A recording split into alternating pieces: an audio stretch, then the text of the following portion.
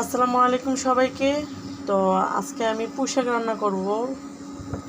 আমি তো ডায়েট করি। ভাতটা মানে কার কার কম খাওয়া হয়, ভাত রুটি কম খাওয়া হয়। তো আমি অল্প একটু তেল দিয়ে নিলাম পরিমাণ মতো। তো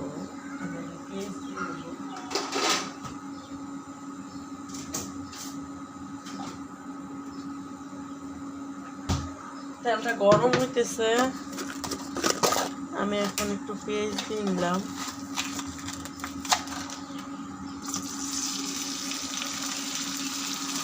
ফ্রিজে ওরে বাবা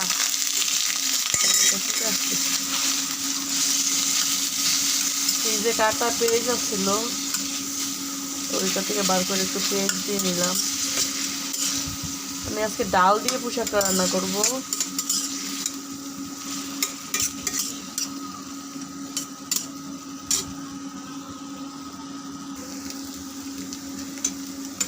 তো আমি এখানে রসুনটা দিয়ে দিব। এখন পেস্টটা হয়ে গেছে, এখন আমি বাটা রসুনটা অ্যাড করব।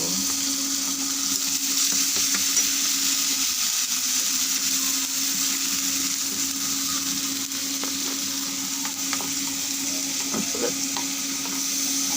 গত কয়েকদিন আগে করছি, শুটকি বোনা করছিলাম। সবসময় তো আর শুটকি বোনা খেতে ভালো লাগে না, আজকে একটু ডাল দিয়ে রান্না করতেছি। আমি রসুনটা দিয়ে দিচ্ছি। এখন একটু সামান্য একটু হলুদ গুঁড়া দিয়ে দিব। এটা আমি কাঁচামরিচের তরকারি রান্না করবো, তো কাঁচামরিচ দিয়ে রান্না করবো, কারণ এই তরকারিটা না আসলে কাঁচামরিচ দিয়ে খাইতেই ভালো লাগে। আমি সামান্য একটু লবণও দিয়ে দেব।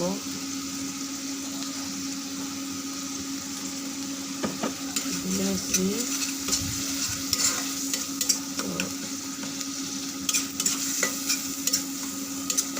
কষে গেছে, এখন আমি শাকটা দিয়ে নেব।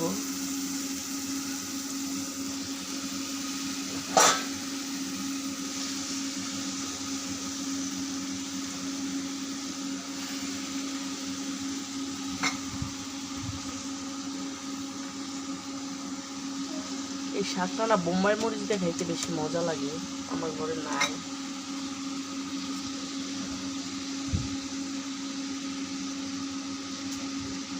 আমি একটু ঢাইকা দিব, এটা একটু ইয়ে করে আসুক, নরম হয়ে আসুক শাকটা, এই জন্য আমি একটু ঢাইকা দিব।